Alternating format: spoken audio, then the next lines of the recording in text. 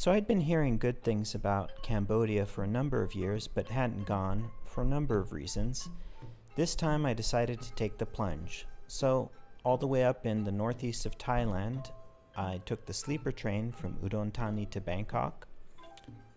After taking that train and arriving in Bangkok, I ran a few errands in order to prepare for the next leg of my journey, and then headed over to the southeastern bus terminal of Ekamai. So the next step in my journey to Sihanoukville takes me here to this bus station. This is the Ekamai bus station, which services the southeastern seaboard of Thailand. Basically everything east of Bangkok, due east, all the buses leave from this particular bus station.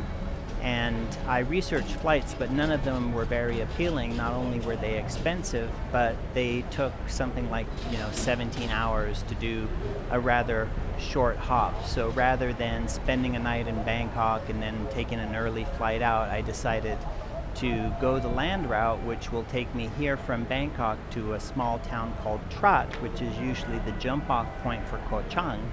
And then at Trat, I will spend the night there in the very early morning, embark on the next leg of my journey, which will take me from Trat to the border town, and then on from the border town to Sihanoukville. It's imperative to actually start that journey very early, because you don't want to be on those roads or making that journey at night, because there's all sorts of mischief that goes on there.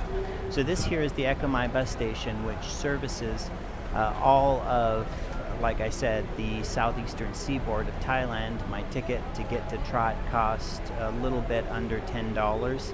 It's an air-conditioned bus. It's about a 4-hour bus ride, and that is the next leg of the journey. After making it to Trat, I was able to acquire a super cab, which brought me to an illustrious 2-star hotel where I crashed for the night. So we're here in the itty-bitty town of Trat. I'm in the back of what they call a songtao, or pickup truck, that's been modified as a taxi, and we're on our way to the bus station. The bus will then take us down Sihanoukville Highway all the way down to the tip of the most sort of southeastern portion of Thailand, where it butts up against the Kingdom of Cambodia. It's going to be quite a day. I'm geared up. I've been traveling nonstop for about 24 hours, and I'm looking forward to this overland odyssey coming to a conclusion.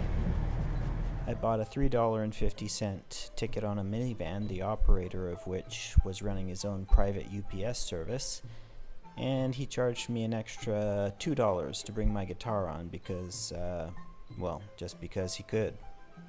So I'm standing here at the immigration checkpoint at Klong Yai. This is the land border crossing between the Kingdom of Thailand and the Kingdom of Cambodia. This border is often referred to as the border to hell, and that description is not ill-earned, because there's all manner of criminal activity occurring here, from human trafficking to smuggling, to narcotics trade, to extortion, kidnapping, robbery. It's all going on here. Which is why I'm not putting my camera up on a stand and putting it away, because someone would probably jump on a motorcycle and take me away, or take the camera away rather. But here you can see the huts set up behind me. On one hand you have the Thai side. This is where you depart Thailand, and on the other hand you have the people who are coming into Thailand. Once I clear the immigration checkpoint departing from Thailand, I will then enter the Kingdom of Cambodia, and then from there I will take a 5-hour ride to make it to the seaside town of Sihanoukville. So let's get on with it. So I'm standing here in a no man's land. I've actually exited the Thai border, but I'm not yet inside of the Kingdom of Cambodia. This little stretch here, you're out of Thailand. You can see the barbed wire behind me, but you're not yet in Cambodia, the border for which is right over there. So my hope is to make it across. So I just made it through the whole Cambodian immigration experience, and now my vision is to make it down to Sihanoukville along the coast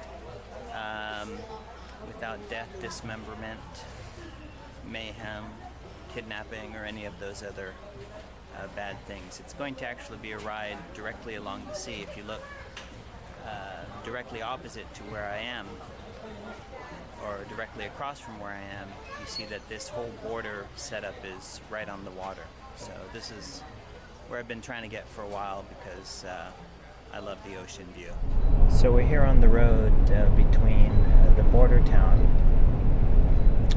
and Sihanoukville. It's about a 4-hour drive. There's not a lot of corporate options available, so I was able to hire this car with a number of other passengers to make it. And so far I've been very impressed with the skill of the driver and the safety at which he's conducting his operation. This is a road that you want to drive during the daytime, partially because there's a lot of potholes and ways that you can slide off the road, but also because there's a lot of smuggling and criminal activity and all sorts of other undesirable stuff which sort of comes to life at night. So we're not far from the beach town, which will put an end to this close to 48-hour odyssey all the way from Udon, Thani, through Bangkok, to Trot, to the Cambodian border, and then finally to the beach town of Sihanoukville. And no day in September or October in Southeast Asia is complete without a monsoon downpour, and we had our very own on the way to the seaside town, and we navigated it without incident.